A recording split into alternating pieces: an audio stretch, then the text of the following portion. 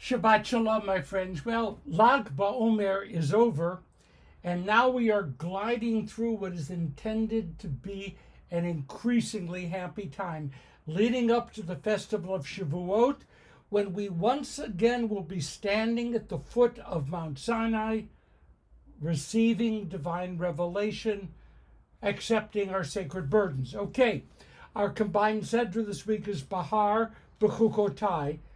And when we finish our reading this Saturday morning, we will have a SIYYUM. There we are again.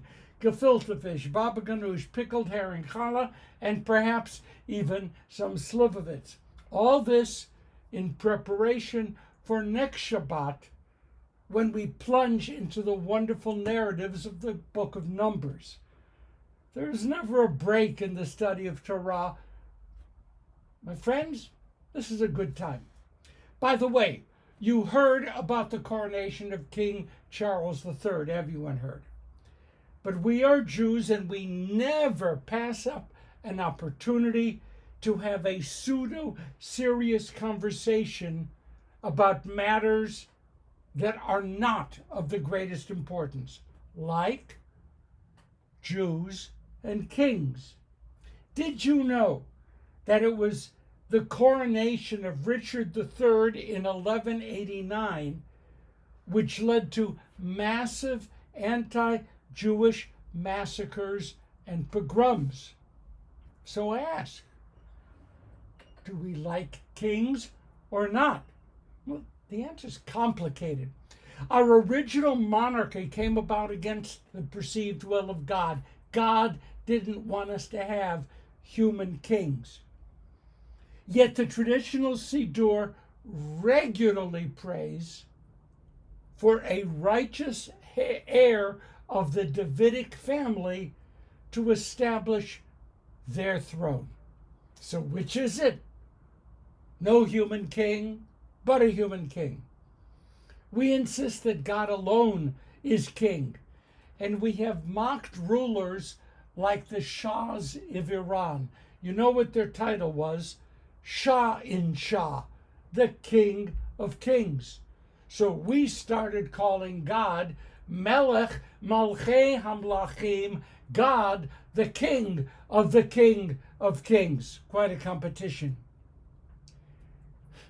And when some of Israel's citizens sing out, Bibi Melech Yisrael, Bibi is the King of Israel, all that I can do is shudder. But that's me. As I said, kings are complicated. Let's get to the Sedra.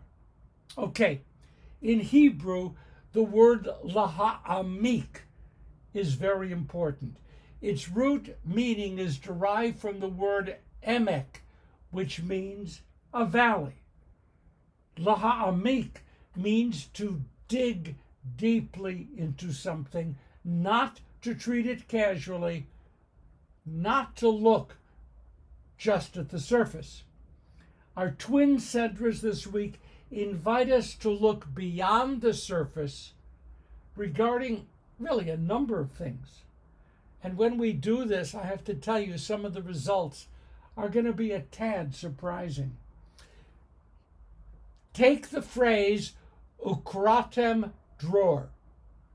Proclaim liberty throughout the land unto all the inhabitants thereof. Ukratem dror. Familiar, right? These words are inscribed on the Liberty Bell and have come to be understood as a uniquely American demand for true freedom for every American citizen. The suffragettes raised up this quote from our Sedra and made it a banner, a declaration of what that movement wanted to achieve. Freedom for all, meaning, of course, initially for all white women. The women's movement soon enough expanded, made more inclusive its vision. You know Reverend John Hagee? He took our verse and made it a clarion call to oppose socialism, which in his mind meant government control of everything. Socialism. Hagee believed that socialism was Satan's blunt instrument, and saw in the Torah, in our Sedra, in this verse, support for his view. Liberty, or we as a nation are doomed. Does it matter that neither approach was what the verse actually means? I guess it doesn't matter. Proclaimed liberty should really be read as, my quote, allow all lands sold to others to be returned to their original landholders every 50 years. Proclaim liberty, return the land. This was an effort, probably never carried out, to prevent rich landowners from pauperizing others, to prevent the unfair concentration of wealth into the hands of the few. If anything, Reverend Hagee, the quote on the Liberty Bell is a call for a profoundly socialized economy. Sorry about that. And does the liberty mean what the suffragettes originally declared it to mean? Freedom? Proclaim liberty? Not nearly. After all, just between us, the Torah permits certain kinds of slavery, even the cross-generational inheritance of slaves.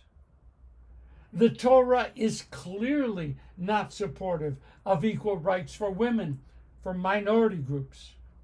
And the Torah and its subsequent commentaries do not hold back from endorsing hierarchical and coercive power. Torah has to be read really carefully. La'amik. Another example. Chapters 26 and 27 in this week's reading are, to put it mildly, severely problematic. They begin, easily enough, by promising peace and comfort to all of those who follow the mitzvot, understood to be the express will of God. Do the mitzvot, life will be good. Military victories, rich harvests, the eternal presence of God in our midst.